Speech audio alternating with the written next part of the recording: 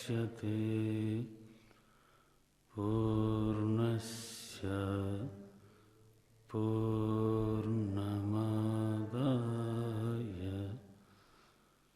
पूर्णमेवावशिष्यते।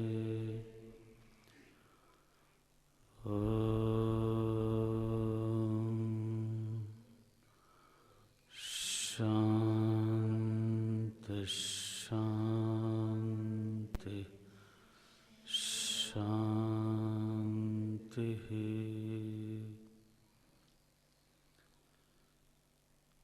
सदाशिवसमारम्भाम्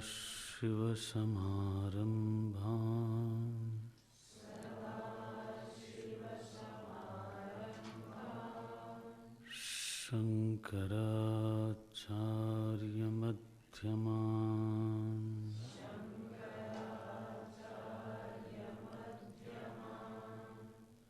अस्मदाचार्यपर्यन्ताम्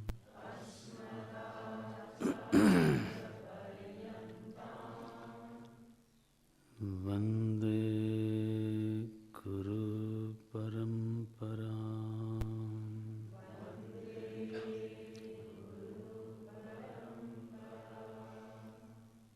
अस्मदाचार्यपर्यन्ताम्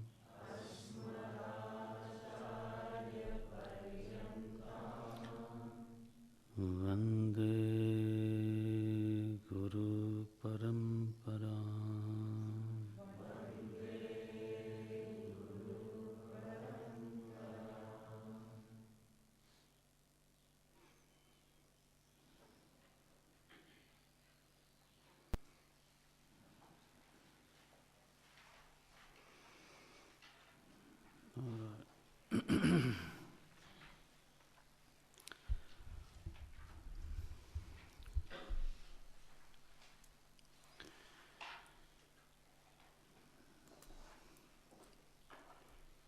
अलौकिक शब्द प्रमाण के संदर्भ में वेद का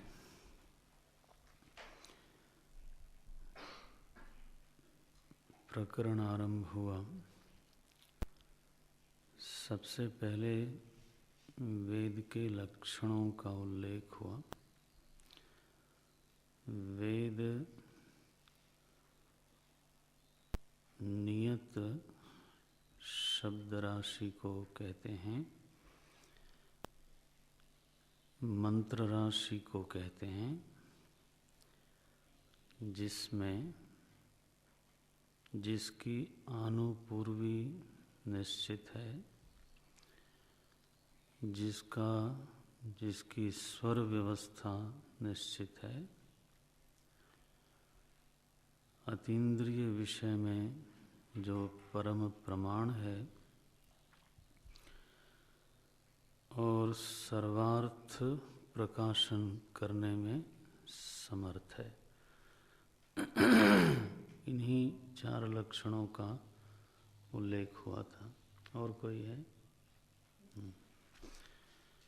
और विचार के पश्चात वेद के बारे में कहा गया कि उसकी जो मंत्र राशि है वो नित्य है, अनादि है और अनंत है। यह जो निर्णय है, यह जो निष्पत्ति है, इसका आधार क्या है, इसके पीछे सोच क्या है, इस पर हम लोग कल बात कर रहे थे। तो दो बातें हैं उसमें। एक तो ये है कि सृष्टि यदि अनादि है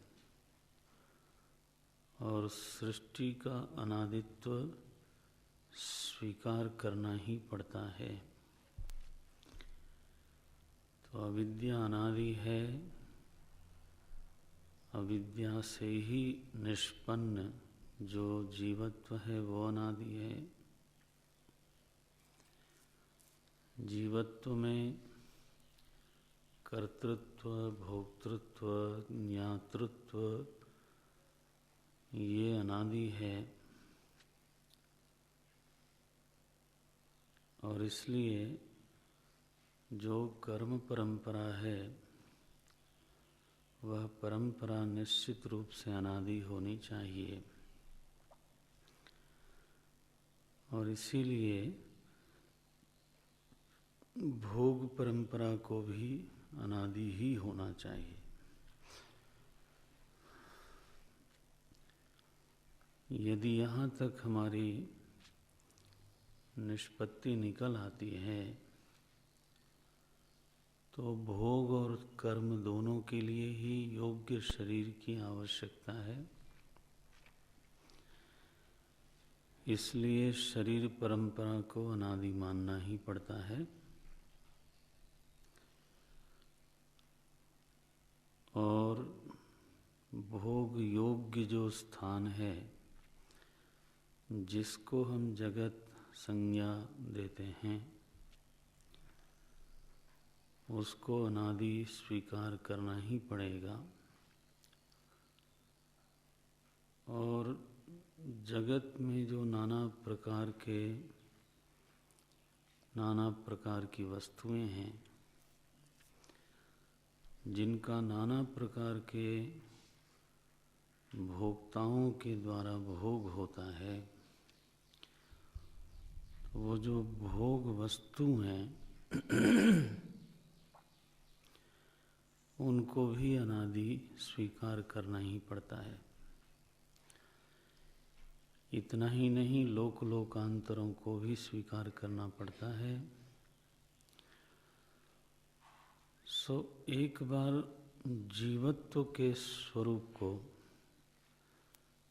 कोई ठीक से समझे और उसकी अनादिता को समझ ले, तो फिर उसको समूची सृष्टि को अनादि स्वीकार करना पड़ेगा। ये नियम है। जब कोई विद्यार्थी, जब कोई साधक को ये लगता है कि अनादिता की जो अवधारणा है वो मेरी समझ में नहीं आई, तो उसको क्या करना चाहिए? उसको जीवत्व की समीक्षा करनी चाहिए। ठीक है, उसको जीवत्व की मीमांसा करनी चाहिए। सृष्टि को नहीं टटोल सकते, उसका क्षेत्र इतना व्यापक है कि वो हमारे वश की बात नहीं है।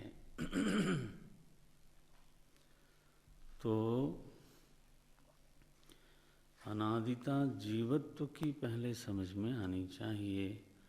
आखिर जीवत्व की प्राप्ति ही कैसे है, जीवत्व कैसे निष्पन्न हुआ है? बोले अविद्या से। अगर अविद्या से वो निष्पन्न है और अविद्या अनादि है, तो जीवत्व को अनादि होना ही चाहिए। जीवत्व की उत्पत्ति अगर कोई मानता हो वास्तव में, तो उसकी यह जो मान्यता है वो कहीं न कहीं विचार दोष से ग्रस्त है। कारण क्या है कि जीवत्व में चेतना है, और उत्पत्ति मानने का मतलब है कहाँ से उत्पत्ति हुई। तो चेतन की चेतन से ही उत्पत्ति हुई, या फिर जड़ से, जैसे जड़वादी जो विचार करने वाले लोग हैं वैसा मानते ही हैं कि जड़ पदार्थों से जीव की उत्पत्ति हुई। ये विचार उनका है। एक कोशीय जीव जल से पैदा हुआ, इसका मतलब क्या है कि ये जड़ वस्तु में ही परिणमन हो करके जीवत्व नाम की एक चीज़, चेतन जीव नाम की एक चीज़ प्रकट हुई। तो पदार्थ का ही परिणाम है, इस तरह से स्वीकार किया गया। और जब हम इस प्रकार से स्वीकार करते हैं तो अगली स्वीकृति भी तत्सदृश ही होगी। अगली स्वीकृति क्या है कि फिर जिन पदार्थों के परिणाम स्वरूप यह जीवन नाम की चीज़ दिखाई देती है, स्पंदन, संवेदना, अनुभूति, ये जो चीज़ें आपको दिखाई देती हैं, तो उन पदार्थों के विकृत होने पर, परिणमित हो जाने पर, बिखर जाने पर, नष्ट हो जाने पर, तो जीवन भी नष्ट हो जाता है। ये तो देह के साथ ही जीवन की उत्पत्ति होगी और देह के साथ ही जीवन की समाप्ति भी होगी। इसमें एक जो विचार दोष में बोल रहा था, उसको संज्ञा दी जाती है सत कार्यवाद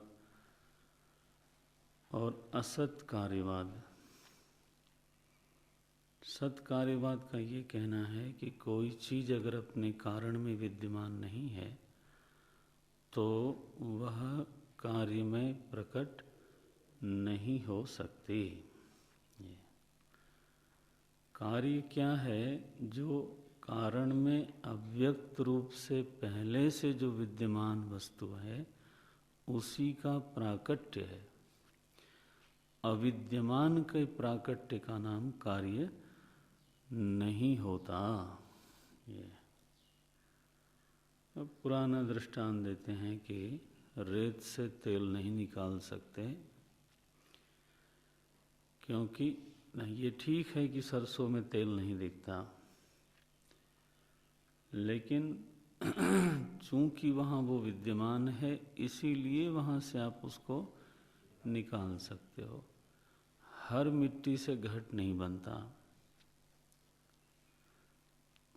माने मिट्टी से घट बनता है वो ठीक है, लेकिन हर मिट्टी से घट नहीं बनता। इसका मतलब है कि एक विशिष्ट मिट्टी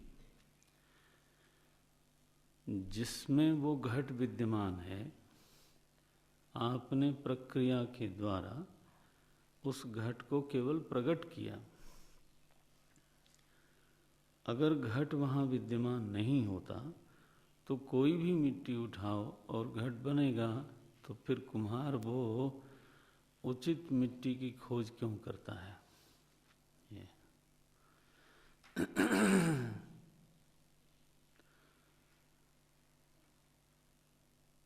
कहना ये चाहते हैं कि कारण में अविद्यमान वस्तु को प्रकट नहीं किया जा सकता, कारण में से अविद्यमान वस्तु को प्रकट नहीं किया जा सकता। इसी को बोलते हैं सत कार्यवाद। सत कार्यवाद माने कार्य अपने कारण में पहले से विद्यमान है। पुराने महात्मा लोग ऐसे बोलते थे कि पानी के मंथन करने से घी नहीं निकलता, दधी मंथन से ही घी बाहर आता है, क्योंकि वो वहाँ पर विद्यमान है। विद्यमान होते हुए भी अनुपलब्ध है, घृत रूप से वहाँ प्राप्त नहीं है, फिर भी विद्यमान है। तो विद्यमान के प्राकट्य को ही कार्य बोलते हैं। कार्य कोई अविद्यमान के प्राकट्य को कार्य, अविद्यमान प्रकट हो ही नहीं सकता। कथम असतः सत जायेत, असत से सत की उत्पत्ति कैसे होगी? इस बिंदु पर विचारकों को विचार करना चाहिए। From the non-existence, how can the existing existence is coming out.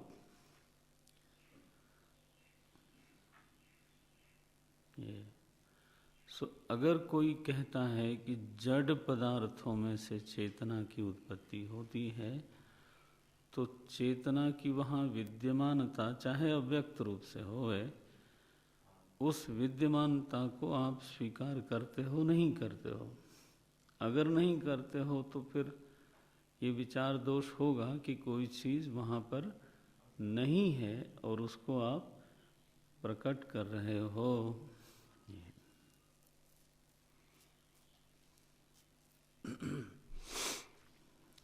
ये देखो, असत कार्यवाद असंगत है, कोई स्वीकार नहीं कर पाता। जो लोग असत कार्यवाद मानते हैं, न्याय वाले आरंभवाद मानते हैं, वो लोग भी मिट्टी को समवायी कारण मानते ही हैं।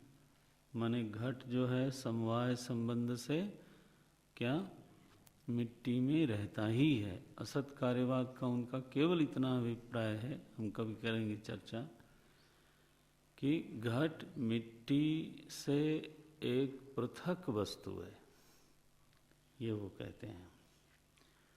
मिट्टी ही घट रूप में प्रकट हुआ है, ऐसा मानने की बजाय वो कहते हैं कि अगर वो दोनों में अभेद है तो कार्य क्या हुआ? फिर तो कार्य क्या हुआ? इसलिए कार्य को एक पृथक वस्तु स्वीकार करना चाहिए। हम फिर कभी देखेंगे इसको, लेकिन ऐसा वो कभी नहीं कह सकते, कोई नहीं कह सकता कि कार्य जो है वो अभाव से, असत से उत्पन्न हो गया। नारायण।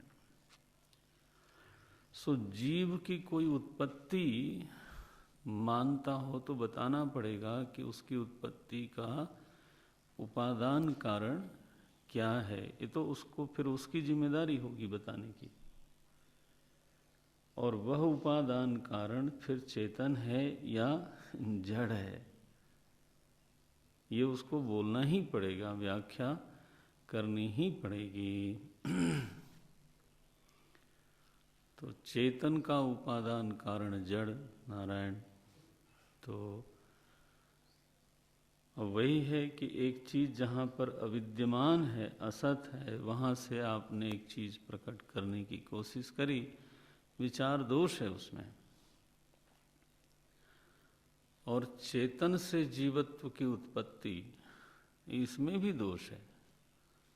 चेतन में परिणाम स्वीकार करना पड़ेगा, चेतन में विकार स्वीकार करना पड़ेगा। इसलिए जीवत्व आविद्यक है, यह निश्चित होता है। वेदांत का निर्णय है ये क्या, कि जीवत्व आविद्यक है। अगर अविद्या है अनादिकाल से, तो जीवत्व अनादिकाल से है। जीवत्व की स्थिति अविद्या पर्यंत है, जब तक अविद्या है तब तक जीवत्व है। और अविद्या के निरसन से जीवत्व का निरसन होता है। ये हमारी प्रतिष्ठा, हमारी स्थापना है। तो मैं ये कह रहा था कि जब हम इस विषय पर चिंतन आरंभ करते हैं कि सृष्टि अनादि है कि नहीं, अथवा वेद अनादि है कि नहीं, तो वो प्रश्न बाद का है। पहला प्रश्न माने जो चिंतन के महल में जो प्रवेश है, उसका द्वार खुलता है जीवत्व के ऊपर विचार करने से। जीवत्व पर विचार होवे, उसकी अनादिता सिद्ध होवे, तो कर्म और भोग और ज्ञेय और भोग्य और योग्य स्थान सभी की अनादिता को स्वीकार करना पड़ता है। और अनादि काल के प्रवाह में ये जो 1000-1200 या 10-20 करोड़ या 2-4-10 अरब वर्ष जो है ना वो कुछ होते नहीं हैं। और जिस ज्ञान के विकास की बात हम लोग करते हैं वो तो मुश्किल से अगर पश्चिमी इतिहासकारों को माने तो 2-3 हजार वर्ष का ज्ञान का विकास का कुल इतिहास है। ईसा पूर्व बड़ी मुश्किल से कोई 1000 वर्ष स्वीकार कर ले, ईसा से पूर्व, वो भी हिंदुस्तान में ही स्वीकार कर पाता है। मिस्र आदि की सभ्यता सभी के ऊपर ही लोग प्रश्न चिन्ह लगाते हैं। तो मान के ही चलते हैं कि 3000 वर्ष पहले तो मनुष्य जाति के पास ज्ञान संपदा कितनी थी? बिल्कुल जंगली संपदा थी। इनको खाने बनाने भी नहीं आता था, कपड़ा तो पहनने की बात छोड़ दो, ऐसी स्थिति थी। पशुवत जीवन था इन लोगों का, इस तरह से स्वीकार करते हैं। अच्छा भाई, तो सृष्टि अनादि है और सृष्टि का एक रूप है। क्या रूप है? कि वो लय होती है और उदय भी होती है, नष्ट होती है और उत्पन्न होती है, सो नहीं। महाप्रलय होता है, उसका लय होती है और उसका उदय होता है। माने व्यक्ताव्यक्त भाव है सृष्टि में। ये कहाँ से आया? बोले ये भी जीव की ही उपमा लेकर के निर्णय निकला।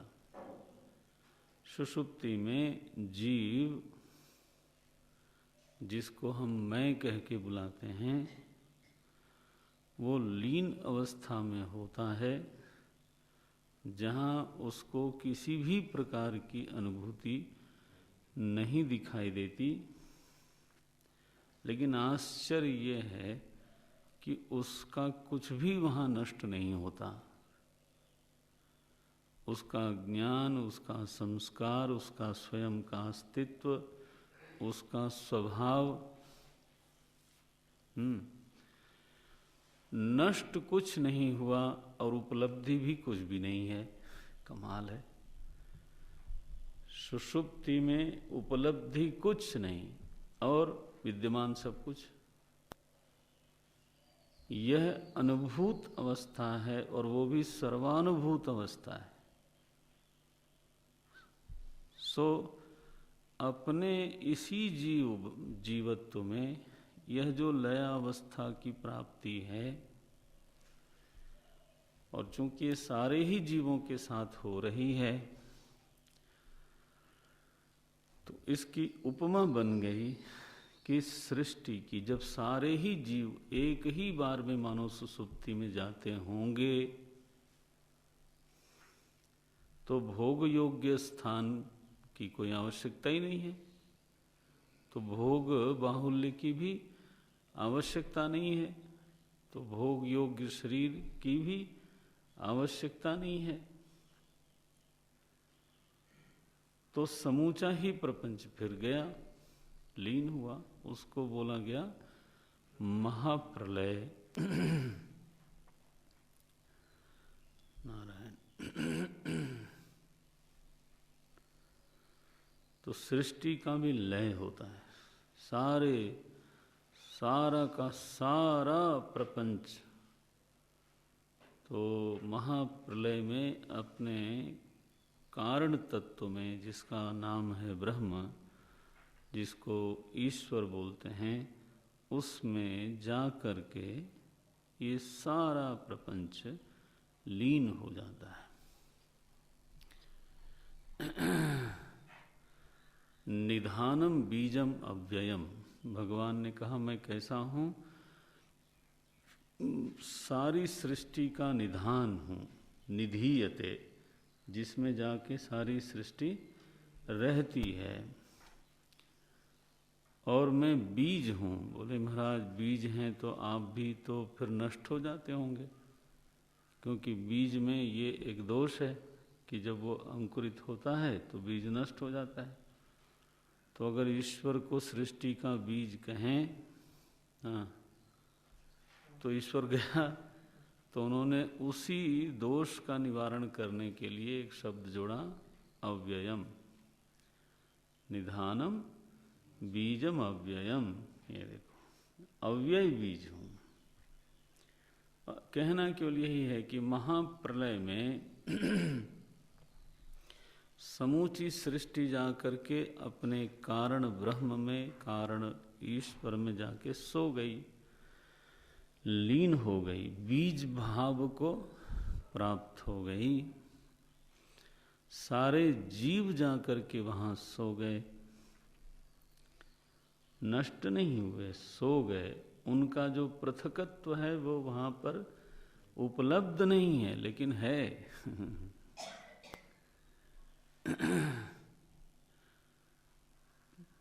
समस्त जीवों की पृथकता वहाँ उपलब्ध नहीं है, लेकिन वो है वहाँ पर। ओम नारायण। जब फिर से समष्टि प्रारब्ध के कारण विक्षोभ हुआ और प्रसव काल आरंभ हुआ, सृष्टि काल आरंभ हुआ, तो सारे जीव अपनी अपनी पृथकता के साथ, अपने अपने स्वभाव के साथ फिर से उनका प्राकट्य होता है। तो बार बार कल्पक्षय होता है, बार बार फिर सृष्टि होती है। भगवद गीता जब आप पढ़ेंगे तो बार बार ये प्रसंग आवेगा।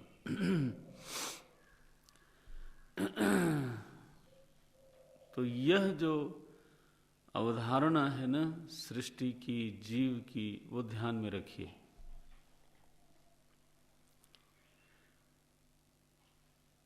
अच्छा, अगर ये ध्यान में आती है और इस पर हमारी बुद्धि ठहरती है, स्वीकार करती है श्रद्धा बल से और विचार बल से, है ना, दोनों ही बलों का उपयोग करिए। तो अगर स्वीकार कर पाती है तो क्या बनेगा फिर? तब ये बनेगा कि जो जीव जितनी योग्यता लेकर के महाप्रलय में गए थे, उतनी ही योग्यता लेकर के वो प्रकट होते हैं।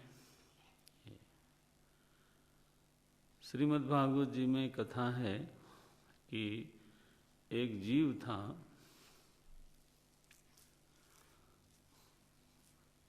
वो बहुत अच्छा गाता था,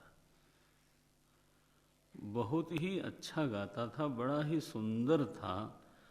तो मनोहर सच में बोल सकते थे उसको, लोगों का मन हरण कर लेता था, ऐसा सुंदर था और गाता बहुत था, बढ़िया। तो संगीत विद्या में निपुण। फिर उसको एक बार कहीं सत्संग हो रहा था, ऋषि लोगों की सभा थी, और चूंकि वो बहुत अच्छा गाता था इसलिए उसको बुलाया गया भजन गाने के लिए। अब जानना चाहिए कि कैसी सभा है और वहाँ क्या गाया जा सकता है, लेकिन महाराज तो उसने इसकी परवाह नहीं की, या कहिए मूर्ख था, या कहिए जानबूझ करके उसने परवाह नहीं की। और वहाँ उसने ऐसे गीत गाए जो श्रृंगार प्रधान थे, अथवा जो लौकिक सभाओं में गाए जाते हैं। महात्मा लोगों ने कहा ये दुष्ट आदमी है, इसको मालूम है कि ये इस सभा में इस तरह के गीत नहीं गाए जाते। सभा की मर्यादा होती है, कहीं भी हाथ पांव फेंकने लग गए पता चला हैं। ब्रह्मचारी लोग नाच कूद में बहुत विश्वास करने लग जाएं, न शोभते, ये आपकी मर्यादा को शोभा नहीं देता है। आपकी जो अपनी भूमिका के अनुसार ही रहना चाहिए ना। तो श्राप दे दिया महाराज, तो इस लायक नहीं है। क्या हुआ उसका परिणाम? वो अगले जन्म में दासी पुत्र हुआ। अब देखो जीव की स्थिति कैसी कैसी हो रही है। कुछ अच्छे कर्म होंगे तो ऐसा रूप, ऐसा गला, सब कुछ मिला। फिर दासी पुत्र हुआ, बड़ी क्षमा मांगी उसने, गलती मानी, तो लोगों ने कहा चलो तुम्हें जीवन में सत्संग मिलेगा। तो उसको, उसकी माँ तो विधवा थी और बचपन में वो संत लोगों का कोई चातुर्मास चल रहा था, उसमें वो सेवा कर रही थी रोजी रोटी के लिए, कोई सत्संग के लिए नहीं।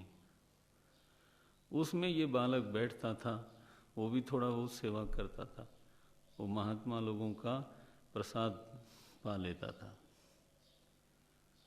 और सत्संग मिलता रहा और उसको भगवान के, सुने हुए भगवान के प्रति प्रेम हो गया।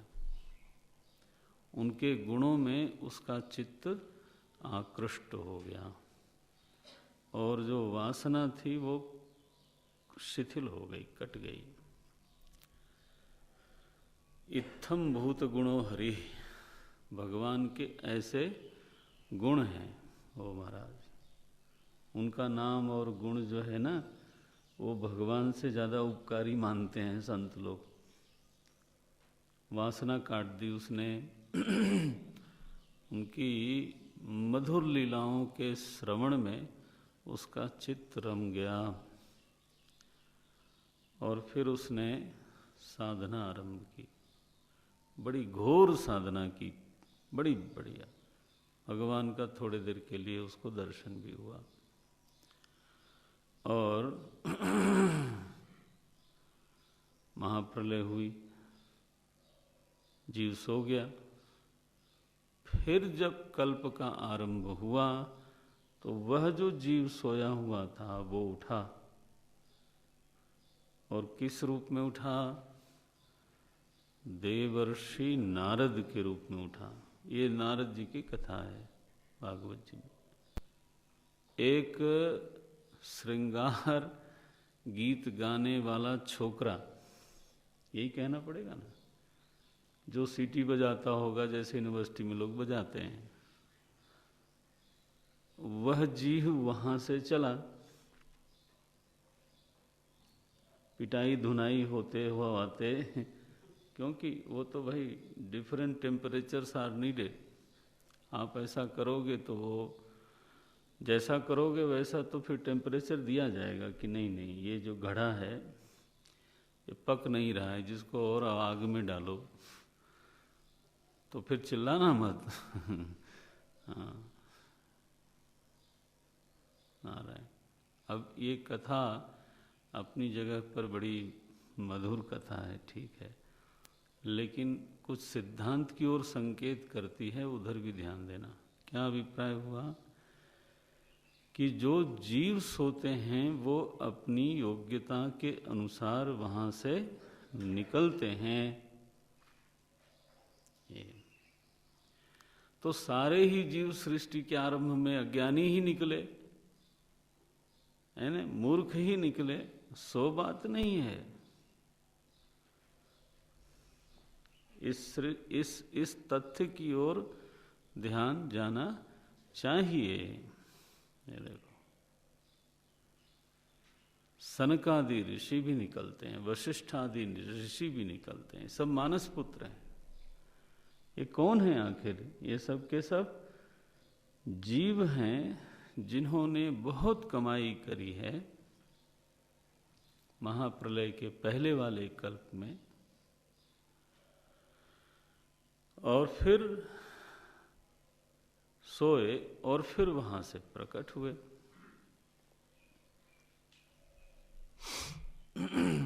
सारे प्रजापति प्रकट हुए। ब्रह्मा जी, ध्यान रखना, ब्रह्मा जी को शास्त्रों में जब हम जब एक उनका अलग व्यक्तित्व मानते हैं तो ब्रह्मा जी भी जीव ही हैं, जीव विशिष्ट हैं। इंद्र जो है वह भी जीव विशिष्ट है। ये सब के सब क्रोनोलॉजिकल हिसाब से एक दिन इंद्र बना कोई, वो तो मर ही जाता आदमी, 70-80 साल में इंद्र क्या बनेगा, है ना। अगर देहवाद की ही बात करें तो कौन किस क्रम पे आज खड़ा है, कौन सा जीव, उसकी व्याख्या ही नहीं हो सकती। कोई बचपन से संत है, उसकी व्याख्या क्या करोगे? उसने, ज्ञानेश्वर भगवान ने कब कमाई की? भगवान शंकराचार्य जी ने 9 साल की अवस्था में संन्यास लिया, विष्णु सहस्त्र नाम पर भाष्य लिखा। 16 वर्ष की अवस्था में ब्रह्म सूत्र पर भाष्य लिखा। हाँ जी, इस पद पर पहुंचने में उनको, अगर उनको जीव ही माने तो ये समय ठीक लगता है आपको? कोई बोल सकता है तो तुम किधर हो, तुम्हारा तो पता नहीं कितने 16 वर्ष बीत गए। सी, तो जो लोग विचार करते हैं उनको अपने विचारों के दोष भी दिखने चाहिए। जब तक जीवत्व की सतत यात्रा को स्वीकार न करें, है ना, तब तक इन पदों की प्राप्ति असंगत दिखाई देती है। अगर कोई इंद्र है, अगर कोई माने अगर देव अधिदैव सत्ता को स्वीकार करें तब तो खैर इधर उधर जा ही नहीं सकते। कोई केवल अधिभूत में ही रहता हो, केवल अधिभूत में, इवन देन एक नियत आयु विशेष में एक व्यक्ति कहीं पहुंचता है, दूसरा कहीं पहुंचता है, कोई जन्म से अरबपति। आखिर धन की भी लोग यात्रा करते हैं, समृद्धि की यात्रा करते हैं, बोले परिश्रम से कमाया हमने, और जन्म लेते ही उसने क्या परिश्रम किया? ये केवल अधिभूत को स्वीकार करें तो ज्ञान की दृष्टि से भी देखें, ऐसे लोग निकलते हैं महाराज जिनकी आयु छोटी और ज्ञान सर्वज्ञ तुल्य चमत्कृत कर देते हैं। हम लोग संस्कार में, स्वभाव में, साधना में सबका फर्क होता है। आयु समान होने पर भी फर्क होता है। कभी कभी तो विचित्र स्थिति है, पहली कमाई कोई लेकर के है, उसकी बुद्धि, उसका स्वभाव ठीक है, और वर्तमान में उसका परिश्रम कम है। दूसरे व्यक्ति का वर्तमान में परिश्रम ज्यादा है, लेकिन उसका ज्ञान और उसका स्वभाव कमजोर है। देखो, ऐसा भी दिखाई देता है। बोलिए परिश्रम इतना करता है, इसको समझ में आता कम है। क्या व्याख्या करोगे आप? जीवत्व के सातत्य को स्वीकार नहीं करके इन सारे प्रसंगों की व्याख्या कोई कैसे करेगा? सो जीवों का उदय होता है महाप्रलय के बाद अपनी अपनी योग्यता के अनुसार। नारायण। तो वेद का भी उदय होना चाहिए। अब उदय प्रक्रिया वेद की क्या है? इसमें 2 तरह के विचार हमको देखने को मिलते हैं। एक तो बहुत सीधा है, सीधा सपाट विचार जिसको बोलते हैं कि जो प्रभु है न, ईश्वर है, वो पूर्वेशाम अपि गुरु हो, वो तो सबका गुरु, परम गुरु है। कालेन अनवच्छेदात, महर्षि पतंजलि ने लिखा। काल से उसका ज्ञान कभी बाधित नहीं होता, उसका महाप्रलय कभी होता नहीं। वह तो एक रस विद्यमान है। तो वही पूर्व कल्प में जो योग्यता प्राप्त किए हुए जीव हैं, उनमें वेदक ज्ञान का आधान करता है। और पहला जो शिष्य होता है वो ब्रह्मा नाम का जीव होता है। वो जीव ब्रह्मा पद पर बैठता ही है इसलिए क्योंकि उसमें वेदक ग्रहण की और सामर्थ्य होती है, सृजन की, वेदक ग्रहण की सामर्थ्य होती है। तो नारायणम पद्मभुवम, तो पहली जो देखो कड़ी यहाँ से शुरू करते हैं, भगवान नारायण से पहले पद्मभुवम। पद्मभुव माने कमल पर बैठे हुए ब्रह्मा जी। यह जो विचार है या ये जो रूपरेखा है विचार की, ये भागवत जी के लिए भी है। भागवत जी में भी ब्रह्मा जी जब प्रकट हुए पद्म पर तो वो अज्ञानी थे। कमाल है, उनको किंग कर्तव्य विमूढ़ता है। उनको स्वयं मालूम नहीं मैं कौन हूँ और मैं यहाँ पर कहाँ से प्रकट हुआ, किस लिए प्रकट हुआ।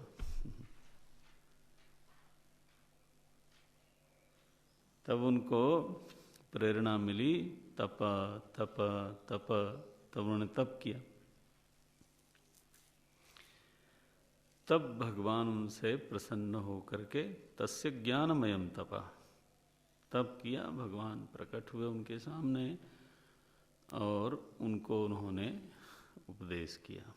तब उनको स्मरण हुआ पूर्व कल्प के सारे विधि विधान, सारे जीवों के कर्म, जीवों के कर्मों के अनुसार क्या किसको मिलना चाहिए, वो सारा का सारा उनकी स्मृति पथ में आरूढ़ हो गया। बोले इतना कैसे आरूढ़ हो गया? अच्छा कितना होना चाहिए तुम बताओ भाई, तुम इतना पे आपत्ति कर रहे हो ना, तो तुम बताओ कितना होना चाहिए। ये तो स्मृति बल जिसका जितना हो। एक बताओ, घर में जो मुखिया है, 4 आदमियों का घर हो, 5 आदमियों का, उसकी स्मृति में यह बात आरूढ़ होती है कि नहीं कि किसको क्या करना है, हाँ, किसको क्या चाहिए, किसको कहाँ भेजना है, ये मालूम होता है कि नहीं उसको होता है। तो माने मुखिया को इतना ही अगर सामर्थ्य है तो इतना ही स्मरण होगा। और मानो कोई इंडस्ट्रियलिस्ट हो तो, मानो कोई संस्था का मुखिया हो तो, और मानो कोई राष्ट्र का नायक हो तो उसकी स्मृति में क्या क्या होगा? उतना ही होगा जितना एक घर के मुखिया का होगा। ये बोल सकते हैं। उसकी स्मृति पथ में एक देश का विजन होगा। नारायण, इसको बस मैं क्या कह रहा हूं, एक अनुमान करने का एक तरीका है कि वो क्यों नहीं हो सकता, संभावना कैसे तुमने प्रकट कर दी। स्मृति नाम की चीज एक होती है जिसमें सभी के कर्म, कर्तव्य, भोग, इन सब की स्थिति बन सकती है। ब्रह्मा जीव सभी अरे गहरे नत्थु खैरे को ब्रह्मा जीव थोड़ा बना देते हैं, चलो इस बार तुम ही बन जाओ। ऐसा थोड़ा होता है। एक न्यायाधीश बनने के लिए, न्यायमूर्ति बनने के लिए बताओ, आपके विधान की धाराएं उसके टिप्स पे होनी चाहिए। हैं, तब बोलते हो आप न्याय मूर्ति, ये जस्टिस बोलते हो उसको। तो ब्रह्मा नाम का जीव उसका प्रथम अधिकारी है, उसके स्मृति पथ में सब आता है, फिर भगवान वेद का उपदेश करते हैं।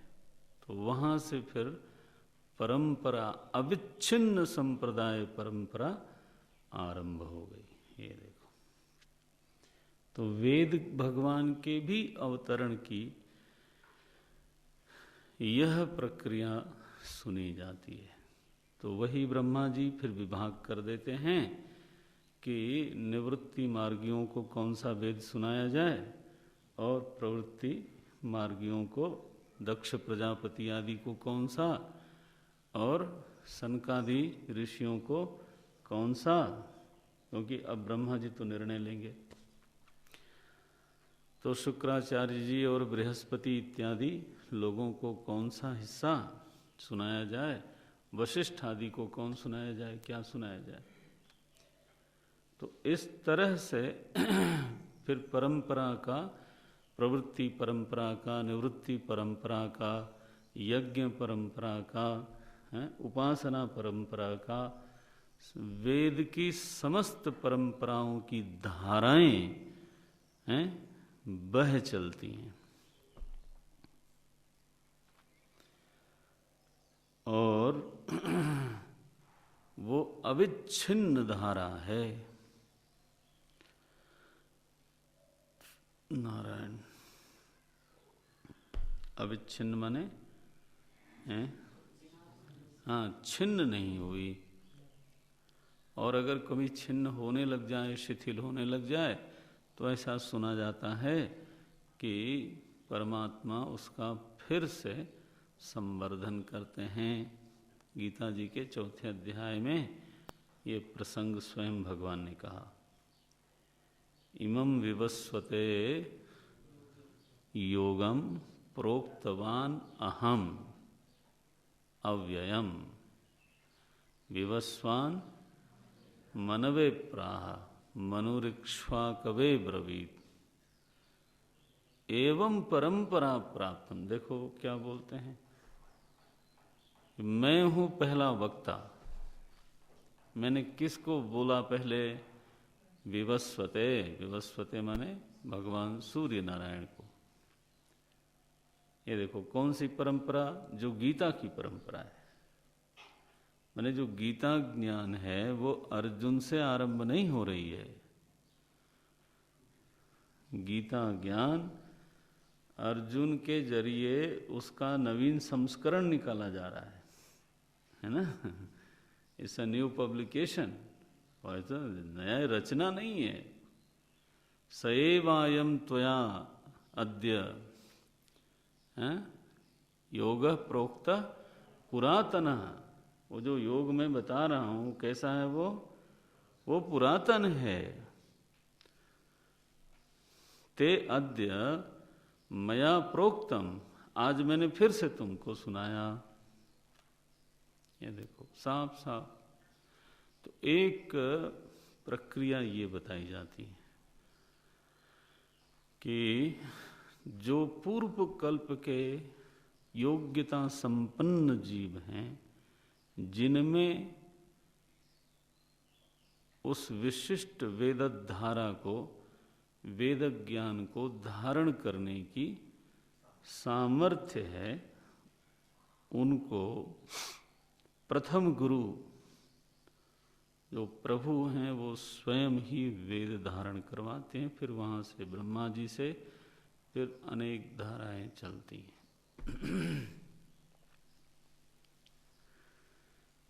इसमें इस व्यवस्था, विचार व्यवस्था में कोई कंफ्यूजन ही नहीं है, सिंपल बात। एक दूसरी विचार व्यवस्था सुनी जाती है, वो क्या है? तो बोले कोई जीव तो विशिष्ट कर्म, विशिष्ट उपासना के द्वारा एक विशिष्ट योग्यता प्राप्त करता है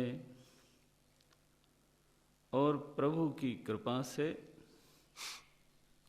उस विशिष्ट योग्यता संपन्न अंतःकरण को या अंतःकरण में मंत्र का प्रतिभान होता है, मंत्र उसको दिखते हैं।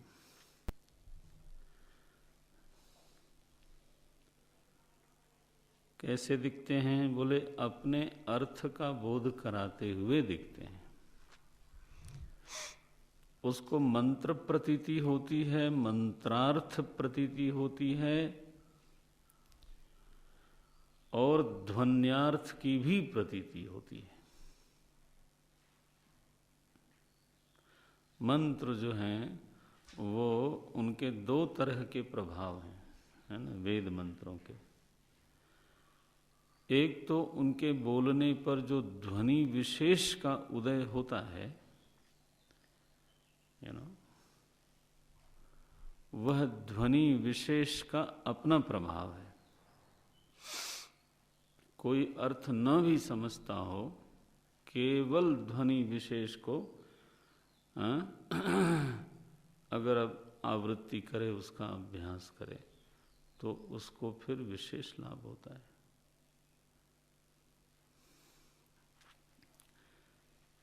यही रहस्य है कि जो लोग मंत्रानुष्ठान करते हैं, पुरस्चरण करेंगे, अनुष्ठान करेंगे ना, तो अब वो अर्थ तो प्रतीत हो जाए अगर आप अर्थ जानते हो तो, लेकिन अनुष्ठान से मंत्र के देवता का दर्शन हो जाए वो एक दूसरी बात है।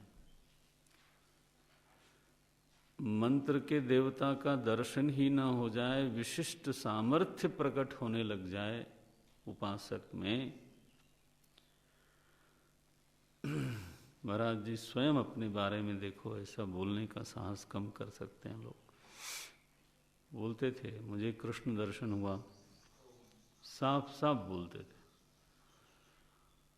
और बोले फिर जो ग्रंथ में देखता था वो समझ में आ जाता था। अब देखो, एक तो देवता दर्शन हुआ, आप कह लो क्या हॉल्यूसिनेशन, क्या बोलते हो, हेलोसिनेशन जो भी है, वो थोड़ा शुद्ध उच्चारण नहीं हो रहा होगा, आप समझते हो। एक विभ्रम हुआ। विभ्रम से यह सामर्थ्य नहीं प्रकट होगी। देव दर्शन के साथ जो उनके चित्त में आनंद की लहरें आई, चित्त में निर्मलता, निर्भयता, निश्चिंतता आई, वो विभ्रम का परिणाम नहीं होती। और जो ग्रंथ धारण की सामर्थ्य आई उसका क्या? बोले एक बार मैं भ्रमण करते हुए कहीं बैठा, वहाँ दो महात्मा विद्वान लोग पंचदशी के किसी श्लोक पर चर्चा कर रहे थे, पढ़ रहे थे। और वो श्लोक, पंचदशी के श्लोक कई बार क्लिष्ट भी होते हैं, तो पंक्ति नहीं लग रही थी उनको, दोनों विद्वान। तो महाराज जी बोले मैं भी वहीं बैठा था, मैं तो बालक था, तो उस समय सन्यास नहीं लिया था उन्होंने, 19 वर्ष की आयु में सन्यास लिया। तो वो और भी छोटे ही रहे होंगे, 17 के रहे होंगे, 16 के रहे होंगे, 18 के रहे। तो उन्होंने कहा कि तो महाराज जी इस श्लोक को ऐसे अगर किया जाए तो कैसा रहेगा? तो उन लोगों ने उपेक्षा कर दी। बोले बच्चा है तो बीच में बोलता है, इसको सभ्यता नहीं है कि कैसे।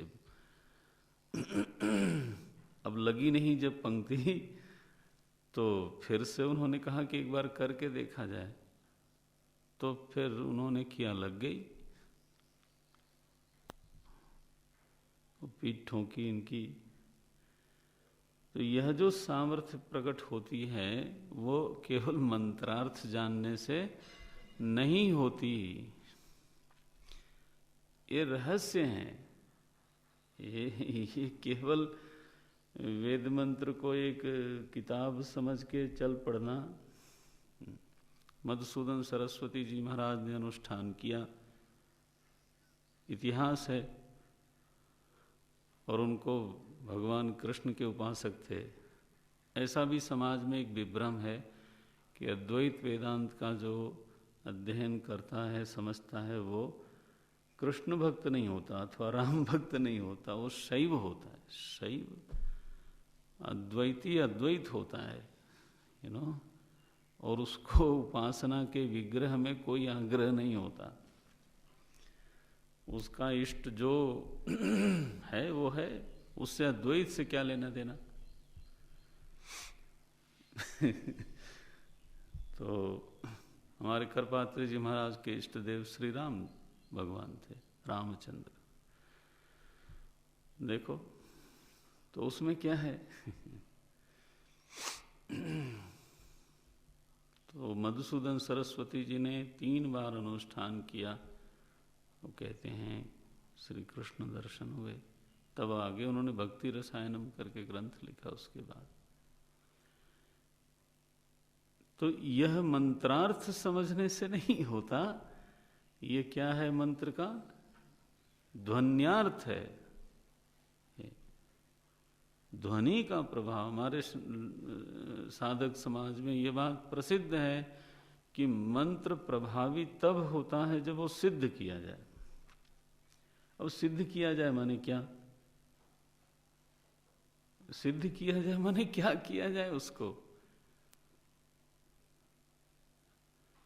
उसकी आवृत्ति हो, उसका अनुष्ठान हो, जो उसकी विधि बताई गई हो, तदनुसार कोई साधना हो। सिद्ध मंत्र के वश में देव होते हैं महाराज। मंत्र परम लघु, गोस्वामी जी ने लिखा। कब लिखा?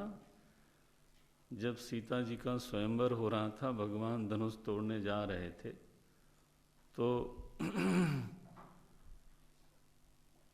जानकी माता की जो माता थी वो विह्वल हो गई कि बताओ ये बच्चे को भेज रहे हैं। तब उनकी सखी ने ये समझाया कि छोटा समझ करके आप इनकी महिमा को छोटा मत समझो। नभमंडल देखत, नभमंडल कैसे देखत लघु लागा, रवि सूर्यदेव नभमंडल में देखने में छोटे लगते हैं, लेकिन उठते ही सारा अंधकार भाग खड़ा होता है। से अंकुश छोटा होता है, इतने विशाल हाथी को वश में करता है। और फिर वहाँ मंत्र की महिमा आई। मंत्र छोटा सा होता है, देवता को वश में करता है। तो वो जो वश में करता है वो मंत्रार्थ से नहीं करता, समझना चाहिए बात को।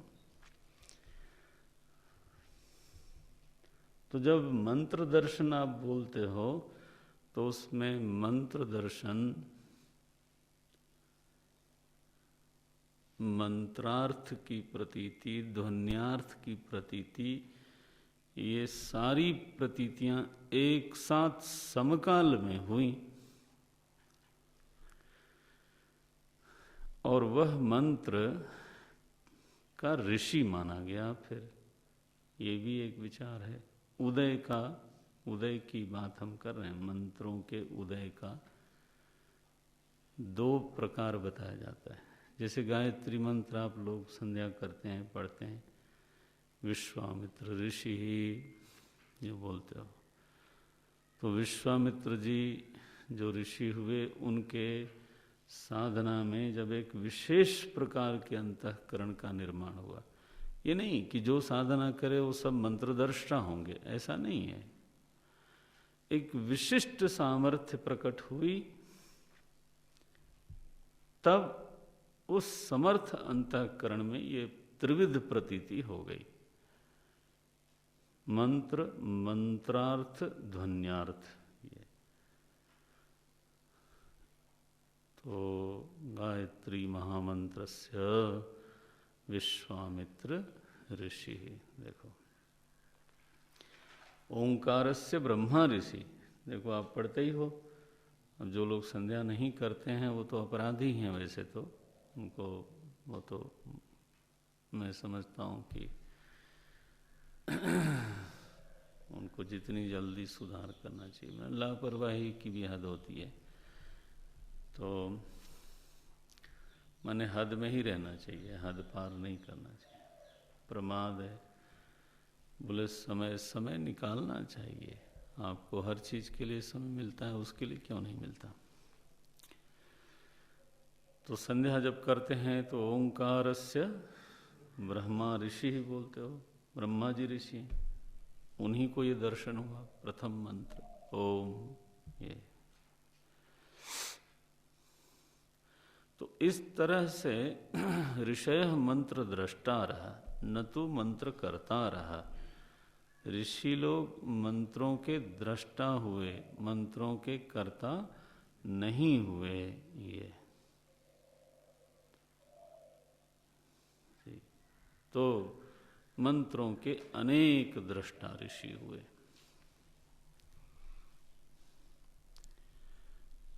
और फिर अंततः वहाँ भी संप्रदाय का ही आश्रय लेना होता है, क्योंकि अंततः फिर से श्रुति परंपरा से वेद, क्योंकि सभी लोग तो मंत्र दृष्टा नहीं होते ना, तो आगे जो वेद का प्रवाह चला वो तो परंपरा पर आरूढ़ होकर के ही चला।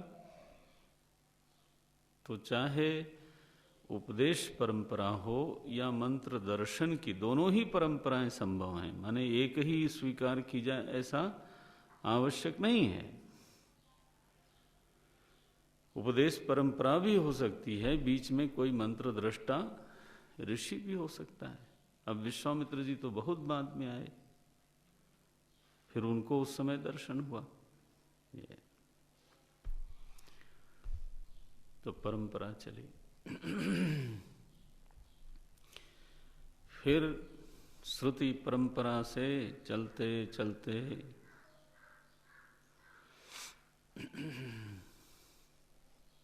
बीच बीच में उसका लोप होता है।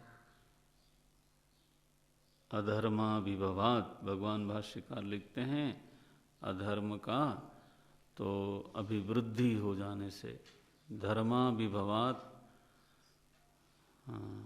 धर्म का अभिभव हो गया, और काल के प्रवाह में अधर्म का अभ्युत्थान होने लगा। लोगों का अंतःकरण तो प्रमादी और मोह मलिन होने लगा, तो लोप होने लगता है। माने मिले हुए वेद का धारण नहीं कर पाते। दर्शन की बात छोड़ो, अनुभव सिद्ध है, कम से कम मंत्र दर्शन का अनुभव नहीं है तो ये वाला तो अनुभव है ही है कि मिला हुआ धारण करना कठिन हो जाता है। तो अंतःकरण में असमर्थता है, इसलिए तो। और वह असमर्थता कोई भगवान ने थोड़ो बनाई है, हम ही ने बनाई। ये तो फिर से उसका जागरण करने के लिए परमात्मा को कुछ करना होता है। इसी क्रम में भगवान वेदव्यास के रूप में तो प्रभु आए, देखो, और उन्होंने श्रुति परंपरा से प्राप्त जो वेद मंत्र राशि है उसको लिपिबद्ध किया, इसलिए उनका नाम पड़ा वेदव्यास। और फिर 4 वेद अलग अलग बनाए गए। वैसे तो उनका श्रवण वेद में ही होता है चारों का, लेकिन उनका अलग अलग विभाजन करके ग्रंथ रूप दे देना है।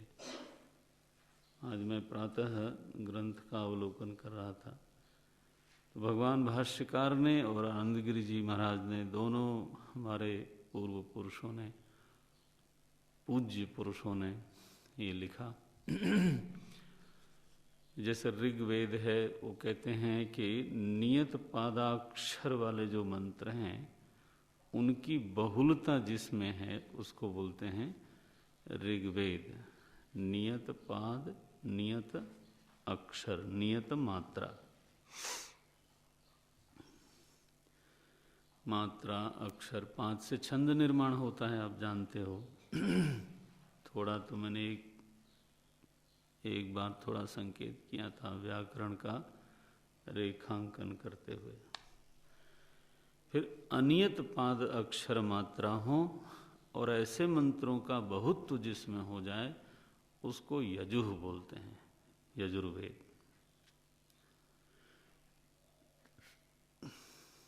तो ये व्यास का आधार बता रहे हैं। व्यास माने जो विभाजन हुआ, जो एक तरह का संपादन हुआ उसका। फिर बोलते हैं जिसमें गीति प्रधानता है, गेयता है, गाए जा सकते हैं जो मंत्र, ऐसे मंत्रों का बहुत्व जिसमें है उसको सामवेद बोलते हैं। और जिसमें समृद्धि के, ये जो अथर्ववेद का ये अभिप्राय किया है, अर्थ प्रधान और समृद्धि के साधनों की प्रधानता जिस वेद में अधिक है, और ग्रहादि शांति करने के उपाय बहुत हैं, तो इन मंत्रों का बहुत्व, बहुलता जिस वेद में है उसको लोग अथर्व वेद बोलते हैं। तो इस आधार पर तो 4 ग्रंथों के रूप में वेदों को लिपिबद्ध किया गया प्रथम बार, और ये चारों नाम वेद में प्राप्त हैं। तो ये नामकरण भगवान वेदव्यास ने नहीं किया। उस परम पुरुष से वेद प्रकट हुए, द्विविध रूप से प्रकट हुए, हम ऐसा मानने में ज़्यादा ठीक महसूस करते हैं। भगवान ब्रह्मा जी को धारण करवाया, वो भी एक परंपरा है, और कोई योग्यता संपन्न विशिष्ट अंतःकरण वाले ऋषि के हृदय में त्रिविध प्रतीति हुई, मंत्र, मंत्रार्थ, ध्वन्यार्थ, त्रिविध प्रतीति हुई। तो इस तरह से वेद भगवान का प्राकट्य हुआ, श्रुति परंपरा से उनका प्रवाह हुआ, और फिर भगवान वेदव्यास ने उनको 4 ग्रंथ के रूप में लिपिबद्ध किया। आप पुरुष सूक्त पढ़ते हैं, पुरुष सूक्त में वेद में ही वेद की उत्पत्ति के बारे में कहा गया। तस्मात् यज्ञात् सर्वहुतः ऋचः सामानि जग्निरे छन्दागंसि जग्निरे तस्मात् आगे जाता अजावयः, ऐसे तस्मात् यजुः, ऐसे बोलते हैं ना, तस्मात् यजुः, यजुः जात यजु। तो ये जो वेद में ही उत्पत्ति बताई गई कि वेद कहाँ से, तस्मात् माने तस्मात् पुरुषात्, जिस पुरुष में ये विराट अंग, पूरी सृष्टि उसके अंग रूप में उपलब्ध होती है ना, पद्भ्याम भूमि वरजायत, उसी परम पुरुष में, विराट पुरुष में से क्या हुआ, वेद प्रकट हुआ। ये कहाँ आया? अब गोस्वामी जी स्वयं ही लिखें कि मैंने अयोध्या में इसकी रचना की, तो आपको क्या आपत्ति है? बोलने में तो ये कहूँगा कि कहीं और करी, वृंदावन में बैठ के करी। बोले तुम कौन होते हो बोलने वाले, जब ग्रंथ स्वयं ही बोल रहा हो। नवमी तिथि मधुमास पुनी, तो उस समय आरंभ किया ग्रंथ का प्रणयन, उन्होंने आरंभ किया। भगवान राम की नगरी में, अयोध्या में। उन्होंने स्वयं लिखा, तो स्वयं लिखा तो फिर तुम कौन बीच में आके अड़ंगा डालते हो भाई? इसको आंतर प्रमाण बोलते हैं, ग्रंथ के अंदर ही वो प्रमाण है। भगवान गीता में बोलते हैं मैंने उपदेश किया विवस्वान को, अब तुमको क्या आपत्ति है? बोले नहीं ऐसे कैसे हुआ होगा, अच्छा नहीं हुआ होगा, तुमने किया होगा, मान लेता हूं। भगवान ने नहीं किया, तुम करो फिर।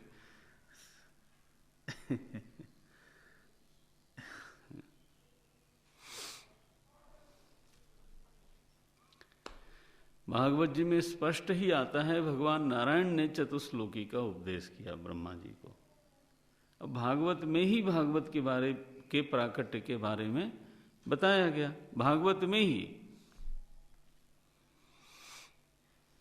देखो कि भागवत जी ऐसे प्रकट हुए। बोले नहीं मैं तो कुछ और प्रकट कराऊंगा, कराओ, अब हम क्या बोल सकते हैं उसमें, आपकी मर्जी है। उपनिषदों में, मुंडक में, तैत्तरीय में अभी मैंने सुनाया आपको, वेदों के उत्पत्ति का प्रकरण परमात्मा से बताया जाता है। यस्य निःश्वसितो वेदाः, वेद जहां से प्रकट हुए, कैसे? निश्वास की तरह। गोस्वामी जी को यह उक्ति बड़ी प्यारी है, उन्होंने ये दृष्टांत दिया, जाकी सहज सांस श्रुति चारी। लेकिन गोस्वामी जब अनुवाद करते हैं ना, उसमें क्वचित अन्यतोपि जरूर मिलाते हैं। क्या मजेदार है उपमा। यस्य निःश्वसितो वेदाः, वेद ईश्वर की रचना नहीं है, ईश्वर वेद का आश्रय है। उसी में जैसे सारे जीव, सारी सृष्टि जाकर के विश्राम करती है, वैसे वेद के मंत्र भी उसमें विश्राम करते हैं, लीन होते हैं और वहां से प्रकट होते हैं। अगर वो रचना होगी तो नित्य कैसे होगी? ईश्वर भी उसकी रचना नहीं करता, ऐसा बोलते हैं लोग। इसलिए वेद भगवान ने कहा निःश्वसितो वेदाः, श्वास की कोई रचना नहीं करता। श्वास तो बिना कर्ता भाव के ही चलती है, स्वयं निकलती है। ये बात जरूर है कि श्वास के लिए श्वास लेने वाले का होना आवश्यक है। माने कोई श्वास को देखे और कहे ये किसी की श्वास नहीं है, ये गड़बड़ बात है। तो वेद भगवान श्वास लेने वाले का पता बताते हैं कि नहीं नहीं वो जीवित है। गोस्वामी जी ने कैसा अनुवाद किया कि कोई ये न कह दे कि श्वास लेने में भी उसने मेहनत की होगी। तो अनुवाद में उन्होंने एक शब्द डाला सहज। बोले वो ईश्वर जो है जब प्राणायाम कर रहा था तब वेद निकला, ऐसा नहीं है। क्योंकि प्राणायाम में तो कर्ता भाव आता है। तो जाकी सहज सांस श्रुतिचारी, ये कौन सी सांस? सहज सांस। ये सहज वाली, ये नहीं कि अब पता चला कि अब प्राणायाम कर रहा है ईश्वर खास समय। नो। तो ये वेद के बारे में, वेद के अंतर्गत ही ये प्रमाण है। अच्छा भाई, नारायण। सो भगवान वेद व्यास ने लिपिबद्ध किया और चारों ग्रंथों का पृथक पृथक तो दर्शन होने लगा लोगों को। वैसे तो मंत्र राशि इकट्ठे है, लेकिन फिर लिपिबद्ध हो गया तो 4 ग्रंथ बन गए। और वेद मंत्रों की तो अनेक अनेक शाखाएं बनाई गई। व्यास जी का ही माना जाता है उसमें कृपा। और वो शाखाएं फिर अलग अलग वंशों को दे दी गईं कि इस शाखा का अध्ययन, अध्यापन, संरक्षण आप करो। ये तो समूचे वेद भगवान को अनेक शाखाओं में वर्गीकृत करके उन शाखाओं को संरक्षित करने के लिए अलग अलग वंश और कुलों को सौंप दिया गया। ऐसा हमारे वैदिकों का निर्णय है। और आगे तो फिर इतिहास भी मिलता है। पहले तो जो ग्रंथ में बातें कही गई, जो विचार इत्यादि से सिद्ध होता है, वो आधार बनता है। लेकिन अब बाद में तो ऐसा प्रमाण मिलता है, प्रत्यक्ष हो जाता है। जैसे आज भी बहुत सारे ऐसे लोग हैं, ऐसे परिवार हैं जिनको अपनी शाखाएं याद हैं। ये है काल के प्रवाह में वो भी नहीं है बहुत लोगों में, लेकिन लोगों को गोत्र याद नहीं है। मेरा गोत्र क्या है? तो बड़ी मुश्किल से लोगों को गोत्र याद भी हो गया, क्योंकि वो विवाह के समय बोलना पड़ता है। या कोई यज्ञ आदि होता है तब वो हवन आदि में पंडित जी पूछते हैं अपने अपने गोत्र का उच्चारण करिए। मारा बोले कुछ नहीं तो कश्यप भगवान का नाम था, कश्यप गोत्रोत्पन्नो हम, नहीं तो भरद्वाज गोत्र। कुछ ऐसे हैं जो गोत्र सबके लिए ही लागू कर दिए जाते हैं। ये विनोद में बोल रहा हूँ ना, आप जरा उसको रिकॉर्ड में मत रखिएगा। तो गोत्र, सूत्र, शाखा, प्रवर, ये चार जब कुलों में जोड़े गए, चतुर्विध परिचय मानते हैं। गोत्र, सूत्र, शाखा, प्रवर। पहली बार जब मैं महाराज जी के पास गया तो उन्होंने पूछा, मैं तो ब्रह्मचारी था, तो बोले बताओ भाई क्या है तुम्हारा गोत्र, सूत्र, शाखा, प्रवर। हमने कहा ये क्या होता है? गोत्र तो मैंने बता दिया, लेकिन बाकी कुछ नहीं आया मेरे को। तो बड़े असंतुष्ट हुए, नाराज तो नहीं होते थे। तब फिर मैंने चिट्ठी लिखी घर में, तो वो लोग खोज खाज के फिर उन्होंने भेजा। तो ये हमारे कुल शाखा का उपनिषद है, माध्यन्दिनी, यजुर्वेद की माध्यन्दिनी शाखा। दक्षिण में बड़ी अच्छी परंपरा डाली गई थी, अब वो लुप्त हो रही है। वहाँ प्रणाम करते समय वो ऐसे करते हैं, तो अभिवादये यहाँ से शुरू करते हैं।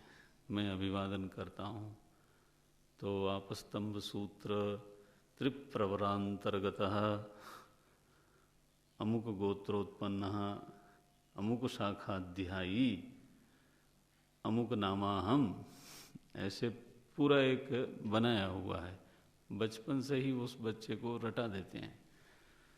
तो जब ट्रेडिशनल प्रणाम करता है ना वो, तब उसको सब याद, पता नहीं वो ध्यान देता है कि नहीं, लेकिन याद रहता है।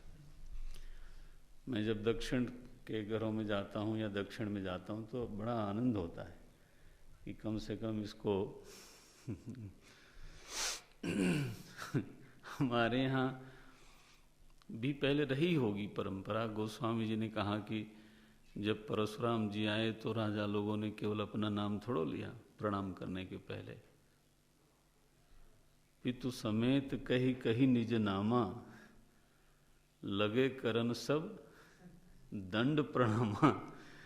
तो पहले शायद ये परंपरा रही होगी कि प्रणाम करते समय अपना नाम लिया जाए और फिर अपने वंश का भी नाम लिया जाए।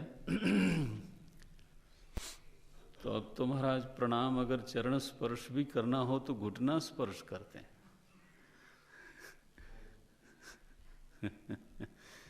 घुटना और घुटने के ऊपर। मैंने कहा यार सिरी छू लो, झुकने की क्या जरूरत है? कोई ऐसा भी समय हो सकता है प्रणाम करते समय पेट में मार दे।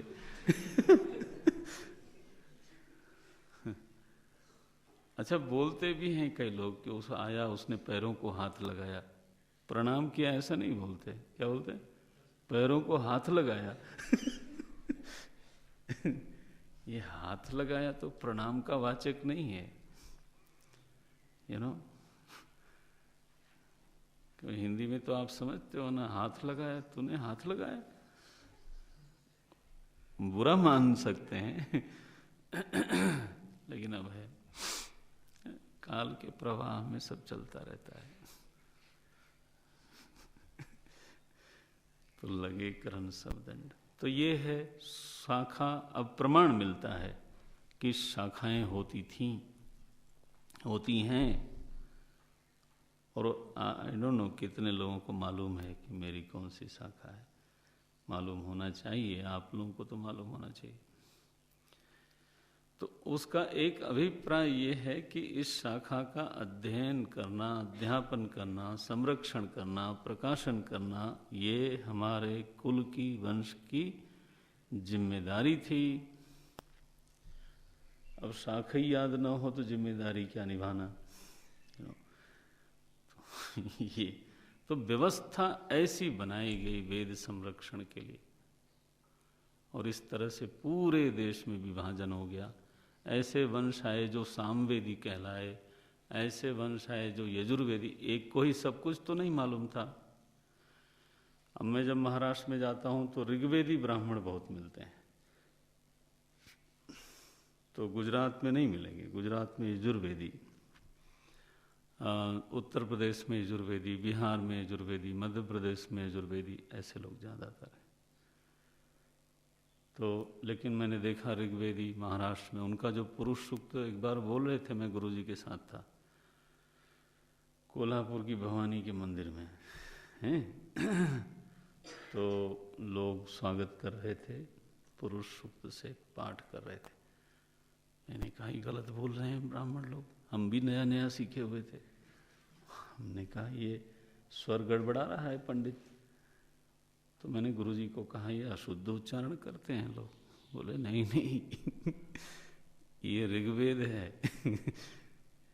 ये